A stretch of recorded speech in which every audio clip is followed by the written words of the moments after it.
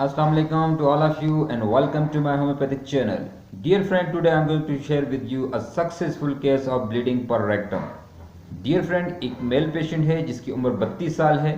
27/4/2023 को ये पेशेंट मेरे पास आया और इसने बताया कि डॉक्टर साहब मुझे पिछले 8 दिनों से पखाने के साथ ब्लड आ रहा है। जब जब स्टूल पास करने जाता हूँ, जब जब वॉशरूम जाता हूँ तो बहुत ज़्यादा ब्लीडिंग होती है और ये ब्लीडिंग जो है बिल्कुल फ्रेश ब्राइट रेड ब्लड है। तो मैंने मरीज़ से पूछा कि 8 दिनों से आपको ब्लीडिंग हो रही है, तो इसके लिए आपने क्या ट्रीटमेंट लिया। तो मरीज़ ने बताया कि डॉक्टर साहब इसके लिए मैंने कोई ट्रीटमेंट नहीं लिया, बस इस्पगॉल की भूसी ली थी, वो इस्तेमाल की, लेकिन उससे कोई फ़र्क नहीं पड़ा। एक दोस्त है, उसने एलोपैथिक मेडिसिन रेकमेंड की थी, वो मैंने इस्तेमाल की और उसने तो मेरा बेड़ा गर्क कर दिया। तो मैंने मरीज़ से पूछा और बताइए और क्या महसूस होता है। तो मरीज़ ने बताया कि डॉक्टर साहब समझ में नहीं आती ये ब्लड किस वजह से आ रहा है, बवासीर है, आंतों के अंदर कोई मसला है या कोई और मसला है, समझ नहीं आ रहा कि ब्लड क्यों आ रहा है, मैं इसके लिए परेशान हूँ। डॉक्टर साहब आप बताएं ये ब्लड क्यों आ रहा है, किस वजह से आ रहा है, इसकी क्या क्या वजूहात हो सकती हैं। तो मैंने मरीज़ से पूछा और बताइए।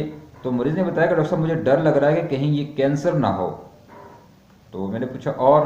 तो मरीज़ ने बताया कि डॉक्टर साहब मुझे भूख बिल्कुल नहीं लगती, कल सुबह नाश्ता किया, आज सेकंड डे है, शाम हो रही है, लेकिन अभी तक मुझे बिल्कुल भूख नहीं है और मुंह का जायका बिल्कुल नहीं महसूस होता, कोई भी चीज़ खाता हूँ उसका जायका महसूस नहीं होता।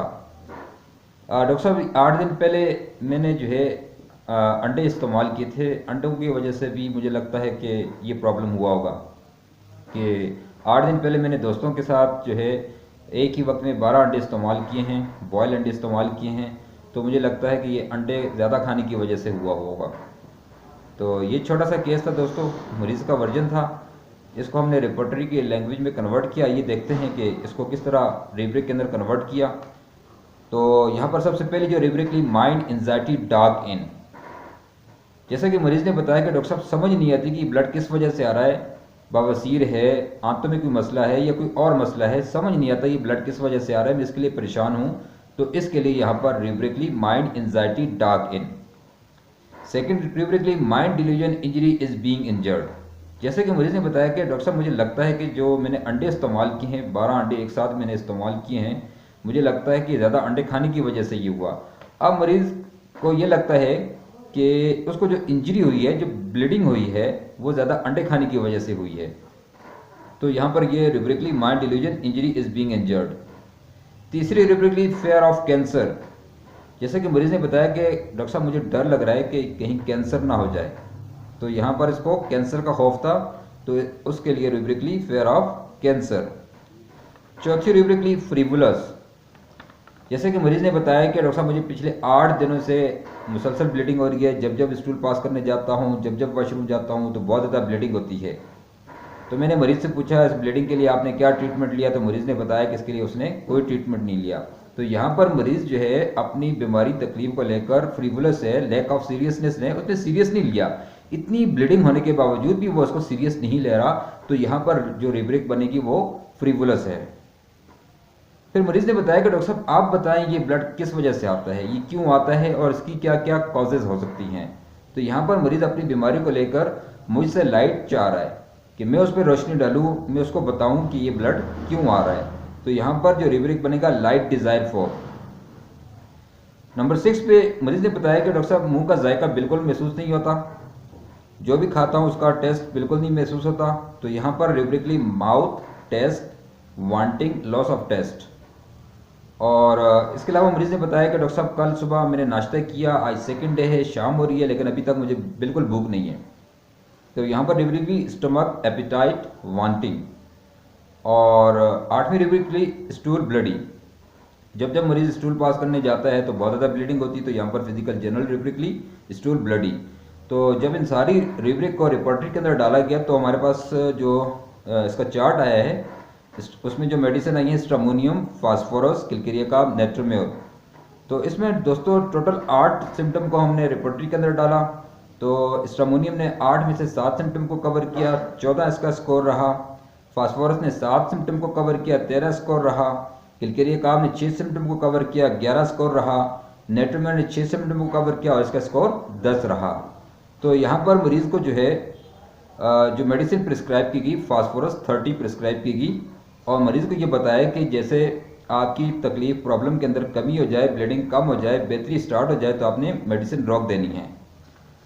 तो मरीज़ ने अगले दिन 28/4/2023 को रिपोर्ट की कि डॉक्टर साहब 50% बेहतरी है। तो मैंने मरीज़ को बताया कि आपने कल शाम को मुझे बताना है।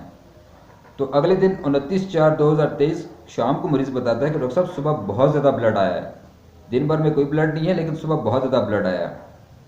मैंने मरीज़ से कहा कि कल शाम को बताइएगा। तो उसके अगले दिन 30/4/2023 को मरीज़ ने बताया कि डॉक्टर साहब दिन भर में तो कोई ब्लड नहीं आता लेकिन सुबह बहुत ज़्यादा ब्लीडिंग होती है। तो मैंने मरीज़ को तसल्ली दी और मरीज़ को बताया कि एक दिन के बाद मुझे शाम में बताएं। तो 1 मई 2023 को मरीज़ ने मुझे व्हाट्सअप किया कि डॉक्टर साहब मुझे दिन भर में कोई ब्लड नहीं आया, मैं ठीक हूँ। और जब मैंने मरीज़ का टेक्स्ट जो है वो नहीं पढ़ा तो मरीज़ ने 20 मिनट के बाद मुझे कॉल की, डॉक्टर साहब मुझे अब किसी भी किस्म की कोई ब्लीडिंग नहीं हो रही है, मैं बिल्कुल ठीक हूँ, और अब आप बताएं कि ये ब्लड क्यों आया, किस वजह से आया, किस किस्म का ब्लड था। तो मैंने मरीज़ को बताया कि जब आप क्लिनिक पे आएंगे, विज़िट करेंगे, तो मैं आपको इसके बारे में डिटेल से बताऊंगा, तो आप मुझे कल इसकी जो है ना रिपोर्ट दें। तो मरीज़ ने कहा इंशाल्लाह। उसके बाद जो है मरीज़ जो है 5 मई को मरीज़ ने मुझे फिर बताया कि डॉक्टर साहब 4 दिनों के अंदर किसी भी किस्म का कोई ब्लड नहीं आया, आज हल्का सा ब्लड आया है, बिल्कुल वो भी फ्रेश ब्राइट रेड ब्लड था लेकिन मामूली सा था।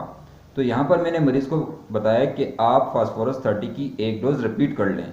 तो मरीज़ ने वो दवा रिपीट की और 22/5/2023 को मरीज़ ने मुझे बताया कि डॉक्टर साहब मैं 100% बिल्कुल ठीक हूँ, अब किसी भी किस्म की कोई ब्लीडिंग नहीं हो रही है, हर चीज़ नॉर्मल है, आपकी दवा मेरे लिए शिफा बनी और मैं हर नमाज में आपके लिए दुआ करता हूँ, अल्लाह पाक आपको हमेशा खुश रखे, आमीन। तो ये था दोस्तों छोटा सा केस, जो कि मरीज़ को रेक्टम से एनस से ब्लीडिंग हो रही थी। जब जब वो स्टूल पास करने जाता था बहुत ज़्यादा ब्लीडिंग होती थी, उसके लिए वो परेशान था और ये अल्हम्दुलिल्लाह फास्फोरस 30 से ठीक हुआ।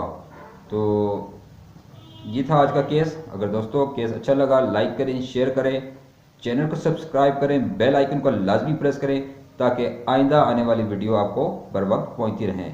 थैंक्स।